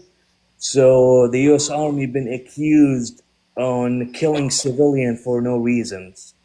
So at that time, George Bush was president, and the army sent a request to the president to figure out what they can do. So they create a program called the linguist. So they tried to hire linguists, but as you know, it's really hard to trust people on the war because you can hire linguists and they will snitch on you, give information, terrorists, stuff like that. So I came across the army like in the street, and they offered me, what do you think about helping us? So I said, yeah, sure, I will help you guys for free. I just don't need the money. So I decided to join in as a linguist, and I served like 4 years. My brother before me did that too. It was really dangerous. Like in that war, like we almost lost the war. It's because of a lack of communication. Like in 2007, we almost lost the Iraq war, and by agreeing on that program, it's allowed the U.S. Army to achieve victory in Iraq war. It's a lot of people, they don't know that. What do you think about all the interpreters that they left behind? Yeah, that's what I was getting to. And then for both vets, they took that pretty hard. It was really, really hard. Yes. So in the war, in the military law, every time you invade country and you start a war, when you withdraw from the country, you don't withdraw the armed personnel first. You have to withdraw the civilian and whoever held, like the civilian that was like, for example, interpreters, other like culture advisors, withdraw them, evacuate them from the country before you declare the withdrawal. And what happened in Afghanistan was a total Trump fuck up. Like he is the one that take responsibility for this act. I mean, he don't have a plan. He doesn't even know what the fuck he's doing every time, So like have Trump blaming the CQ Brown for the disaster in Afghanistan, that's totally bullshit. Like it was totally chaos. That's not his fault. Well, what Donald Trump fails to remind people is that the plan to exit Afghanistan, he put together. And before he did it, he made sure it failed because he released 5,000 fucking Iraqi, or not terrorists. Iraqi, Afghan. Taliban. Yeah, Taliban. Yeah, the Taliban. So there was no way it was going to go well.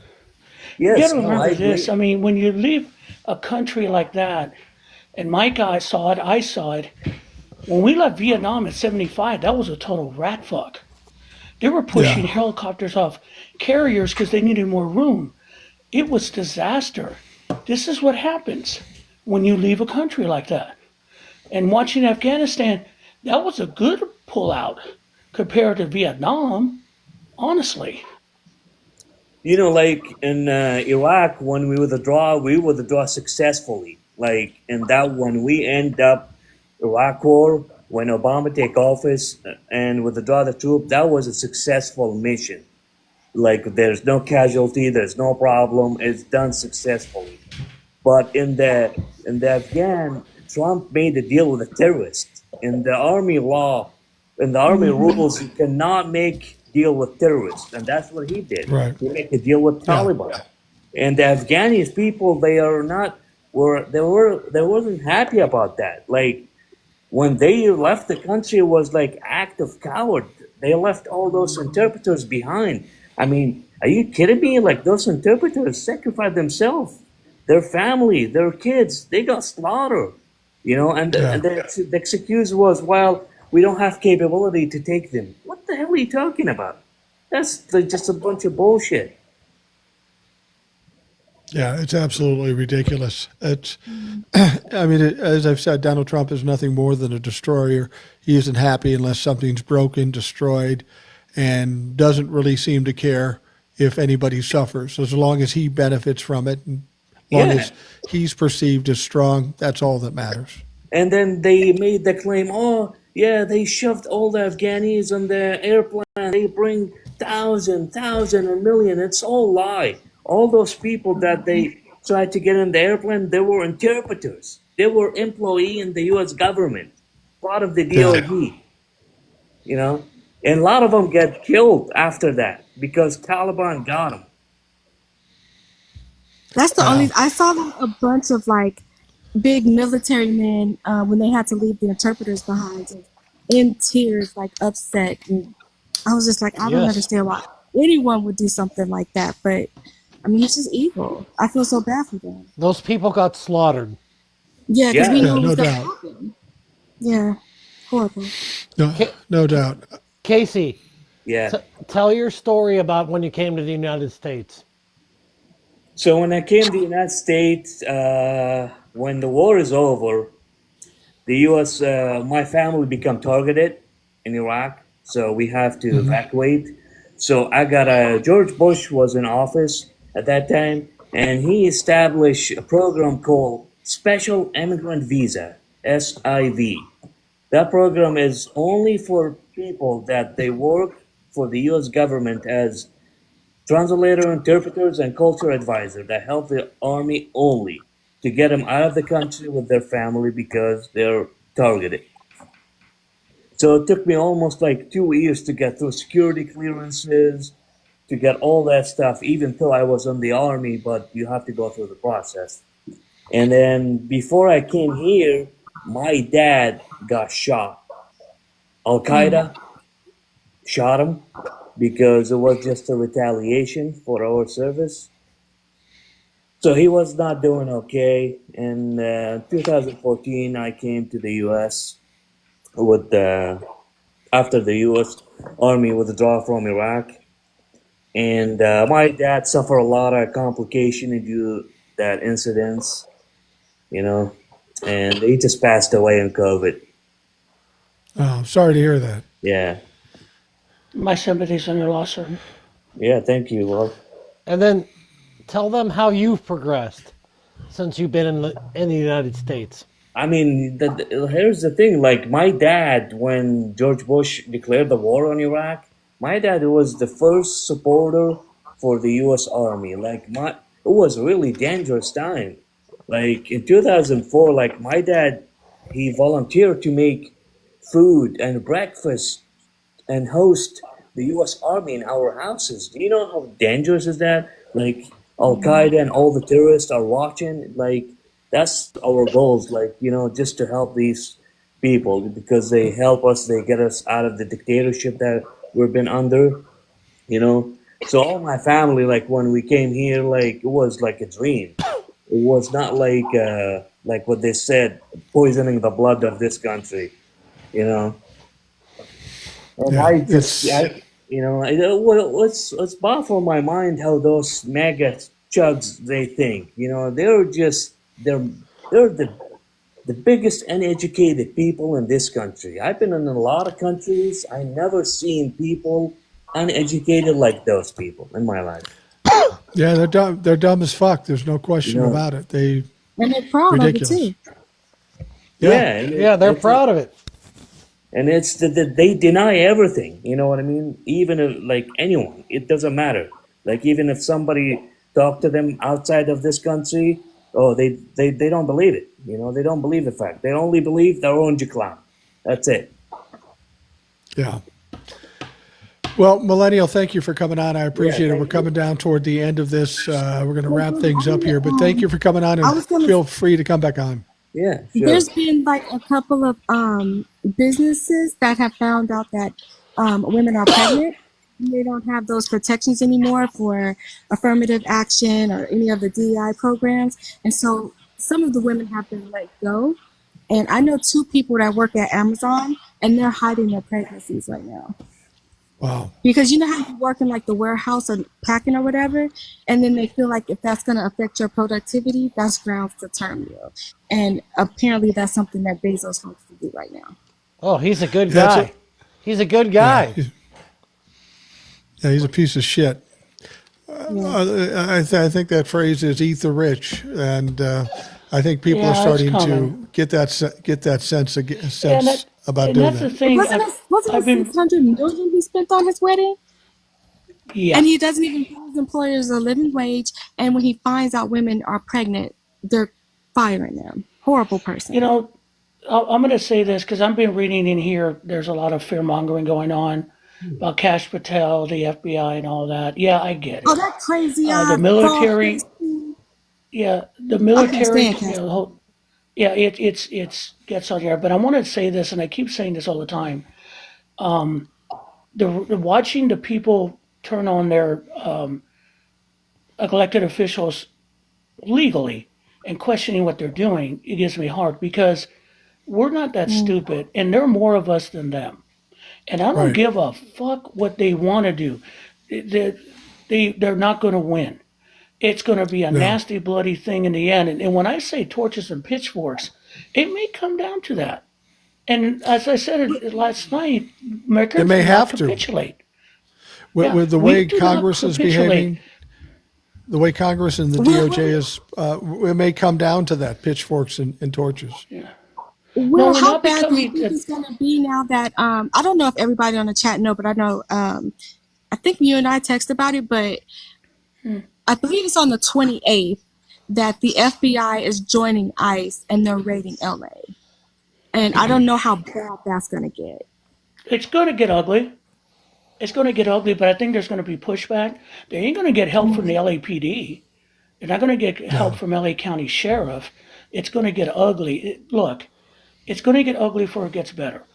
Well, if you don't accept that, then you're in a fantasy world. Well, I will tell you this, and go ahead, sir. No. Go on, Will. Go on, Will. Yeah, and like I said the other night, is that Americans grew up with the story of our forefathers. That we don't believe in a king, that we kicked the king to the curb when the greatest superpower at the time. We fought them off in 1812. We've built this nation, maybe not better, maybe not in a good way, but we became a nation of people and laws. And the one thing that Trump crossed the line was saying that he was king. That was the end for all of us. And the thing about it is, this story of the American Republic is burned into us. That's why Hamilton was such a huge hit, because not only did it tell the story of America and how we became two, it's told the story with people who looked like America. Well, I don't give a... Go ahead, TJ. Let me ask a question. Do you guys agree or not agree that Donald Trump's plan is that he's going to make things so terrible that people fight in the streets and revolt in Washington to declare martial law? Do you agree or not agree with that? I agree. I don't necessarily agree. I don't necessarily agree with it. I agree, and I think that the people that voted for him, that's what they want. That is so true, Rebecca. They want that. Yeah, but it's not going to stop us. I think it's not going to stop us. Eric, go ahead, Eric. I think it's. I don't think it's Trump's plan. Not at all. Well, it's not Trump's plan, but it's there might be somebody whose plan it is that they want to try. It's not coming from Donald Trump. No, I know that. Who do you think it needs to be more? No idea. I see more and more increasing comments on my Facebook posts and my Facebook friends that are from Trump for Fuck country, that they want the chaos. They want the disruption. That's what they want. Like, it's not about all the things we think it's about. It's not about the price of eggs. It's not about the price of gas. It's not about any of the things that we think it's about. It's about the destruction of the government, and that is. So what do they get out of it? Yeah, and that's I don't know, but that's control. They get fascism. Will, that's what they get out of it. The thing about it is, those people that Rebecca knows that are and we know as MAGA chucks, they're serfs. They're on the bottom rung of everything, like the rest of us. They're not They going to don't get have anything anything. out of Yeah, it. but they get destroyed. We all But they don't care. But we all assumed they were voting for the price of eggs over human rights. But they weren't. They were voting for chaos. They don't care. They don't The care. government to self-destruct. Will, they don't care as long as they can own the libs. That's all they want to do. So let me tell you. And guess Let what? me go tell you. Owning the libs is going to be the destruction of the country. So let me tell you how this is going to work if that comes down to the pitchforks and torches, as I said. If you're a MAGA fuck at that point and everyone is desperate, the first people to go down are you. You know why? Because you're going to wear a red hat and you're going to be an easy target. I am at that point with you guys. I don't give a fuck about your beliefs because your beliefs are evil. And if you get in my way trying to get back to my country, I'm going to step on you. And that's what I'm feeling, guys. I don't think that Americans are weak or we're going to run. We're going to stand up. And even if because take a look at what happened to the civil rights movement. Those people knew what's going to happen. When in India, when they stood up with Gandhi, they knew what was going to happen. The Russian Revolution, the French Revolution, they knew what was going to happen. And we're worse. We are worse. We are not going to take this shit. Well, I agree with all that, but we all sit here and we have these conversations and we talk about they can't do this because Congress has the power of the purse, or we can't do that because Congress has to vote that, and they have to vote this, and they have to. That's not their end game. Their end game is total fucking chaos and the destruction of the government. They don't. We all thought it was the price of eggs. We all thought it was, Well, we knew it wasn't that, but. Well, but it's. That's what they said, but that wasn't that. What they want is exactly what's happening. And I know Donald Trump can only do so much with executive orders and everything's going to court and blah, blah. But that everything going to court and blah, blah, blah is months and months and months of delaying stuff while they're just doing other things to deflect. I really want to hear our government. I really want to hear Eric's take on this. Well, I mean, the courts are holding; they're delaying everything, which is actually working in our favor at this point. The delays are a good thing right now. The MAGA chuds, they want the chaos, they want everything to be that way, but we need to remind the elected Republicans of something. The first three words of the Constitution: we the people. They only have power because we give them power. Right. Yeah, but it's not just Republicans either, because it's Democrats as well. Hakeem Jeffries is the one that pisses me off the most when he got on television and said, what can we do? They are in control of everything, blah, blah, blah.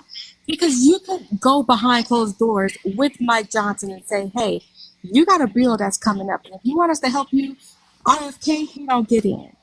Cash Patel, he don't get in. But the other Russian heifer, she don't get in either. Everything else, we could be cool with it. But when it comes to doing his budget, if you don't do these three things, you're going to have to approve that on your own. Guaranteed. And then you go on national television and tell Trump why he looks stupid. They're not doing any of that. He's on a freaking book tour. The hell? Well, we don't know that they're not doing that, though. That's the thing. Democrats, one of the things with Democrats, they always keep their moves close to the vest. We won't hear about a deal like on the budget. We won't hear that there's a deal until 2-3 days before funding deadline's up. They won't say, or until the Republicans are like, we got a bill, we're bringing it to a vote with, and we got the votes to pass it, and Democrats got their way. Democrats work in secret. They don't tell us what's going on. We have to figure it out in the moment, which doesn't give us a lot of hope. Do you think they have a backdoor deal right now going on? Here's what I think is going to happen with the government funding. Mm-hmm. They don't have the Republican votes to do any of the shit they want to do. No. They're not going to get the spending cuts. They're not going to get the benefit reductions. They're probably not even going to get the tax cuts they want. They're not going to get the raise in the limit either. Yeah. And what's going to happen is they're going to try to pass it without Democrats. And it's going to fail. And it's going to fail by 10, 15 votes, maybe. I don't know. But it's going to fail. And then the last minute, You day don't or think two Trump to will be go. able to bully him? Do what? No. You don't think Trump will be able to bully him? No. Okay. No. Because you got too many that one will say, well, I need more cuts out of entitlements because we didn't offset enough for the tax cut. Another one says this is going to raise the deficit too much. They can't agree with themselves. That's the problem. Yeah.